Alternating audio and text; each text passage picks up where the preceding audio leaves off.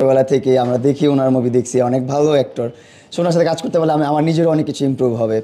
দেন পূজাচেরি আপু আছে, ওনার সাথে কাজ করলেও ভালো। এই আমার থেকে যতটুকু সম্ভব আমি চেষ্টা করব, কাজে নামতেছি আবার ভালো করে।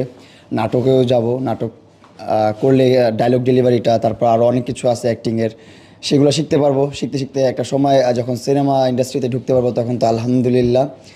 আর আমাকে অনেকে অফার করতেছে সিনেমা করার জন্য। তারা হচ্ছে আপনার মনে করেন এমনিতেই কেমন বুঝেন না, শাকসবজি ওইসব আমি করতে চাই না। আমি আমার জীবনের প্রথম মুভি, আমি চাই একদম ফাটাফাটি একটা মুভি হোক, ফাটাফাটি একটা স্টোরি থাকুক। আমি ওরকম মানে ড্যাম কাজ করে আমি আসতে চাই না, আমি বুম কাজ করে আসতে চাই। আচ্ছা, প্রথম মুভি ফাটাফাটি হবে, ফাটাফাটি দিয়ে আপনি একদম ফাটিয়ে দিতে চান। তো আপনি কো আর্টিস্ট হিসাবে আপনার পাশে কাকে দিলে সুবিধা বা আপনি পছন্দ করেন?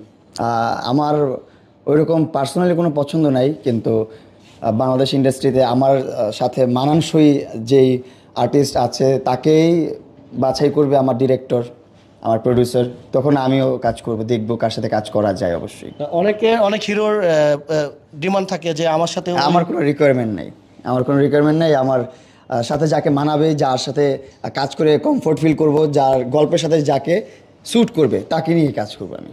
আপনার কোনো ডিমান্ড নাই। এবং কোয়ার্টিস্ট হিসাবে যদি পথের থেকে মানে রাস্তা থেকে কুড়িয়ে এনে যদি আপনার পাশে দাঁড় করা, তাহলে কি আপনি করবেন? হ্যাঁ, সমস্যা নেই তো। স্টার তো আমি নিজেই, আমার তো স্টারের সাথে কাজ করা লাগবে না। আপনি তাকে তুলে আনবেন? হ্যাঁ, সমস্যা নেই, কাজ করবো একসাথে। ওর মধ্যে যদি প্রতিভা থাকে, ওর মধ্যে যদি ওরকম কিছু থাকে, মেটেরিয়াল যদি থাকে, তো ওটা তো বের করতে হবে, এটাতে কাজ করতে হবে তো। আচ্ছা, তার মানে আমরা ধরে নিচ্ছি আপনার পছন্দের তালিকায় কোনো কো আর্টিস্ট নেই, যে কোনো আর্টিস্ট দিলে আপনি যদি কিছু নাম বলেন, তার মধ্যে একটা বলতে পারি যে না, এর সাথে করলে ভালো লাগবে।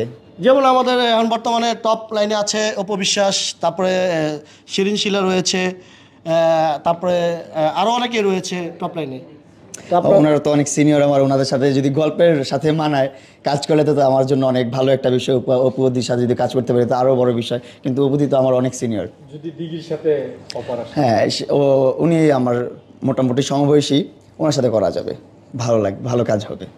তাহলে দিঘির সাথে সিনেমা হ্যাঁ, বললাম যে করা যেতে পারে। আপনি প্রশ্ন করলেন, বললাম হ্যাঁ করা যেতে পারে, অবশ্যই করবো, আমি কেন করবো না। উনি তো একজন ভালো আর্টিস্ট অ্যান্ড মেইন স্ট্রিমে কাজ করতেছে ছোটোবেলা থেকে, আমরা দেখি ওনার মুভি দেখছি, অনেক ভালো অ্যাক্টর।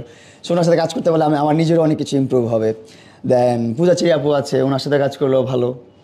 এইগুলোই আর কি। মানে পূজাচেরির মধ্যে আর দিঘির মধ্যে আপনি কাকে বেছে নেবেন? এখন গল্পের সাথে যে যাবে, আর ওনারা কাজ করবে কিনা সেটাও একটা ব্যাপার। ওনারাও যদি করে একটা ব্যাপার স্যাপার আছে, যদি না করে তাহলে তো নাই, তাহলে তো অন্যরকমভাবে দেখতে হবে, সেটাই। আচ্ছা, তাহলে আপনি একটু বলে দেন, মানে বর্তমানে দুইটা লোকের সাথে আপনি কাজ করতে চান, মানে যদি মানে আপনারা যা পারেন একবারে মুখ থেকে কই থেকে কি কথা বের করে নিয়ে আসেন, আল্লাহ। আর সমস্যা নাই, আমার যে ডিরেক্টর সাহেব থাকবে, যে প্রডিউসার সাহেব থাকবে, তারা যাকে বাছাই করবে, যার সাথে আমার গল্পে মানাবে, যার সাথে কাজ করলে গল্পটা সুন্দর করে ফুটে উঠবে, তার সাথেই কাজ করবো আমি, সমস্যা নেই। এতে হোক পূজাচেরি বা দিঘি, হ্যাঁ, কোনো সমস্যা নেই, কোনো সমস্যা নেই। কোনো সমস্যা নেই। ওপ হইলে আরও ভালো।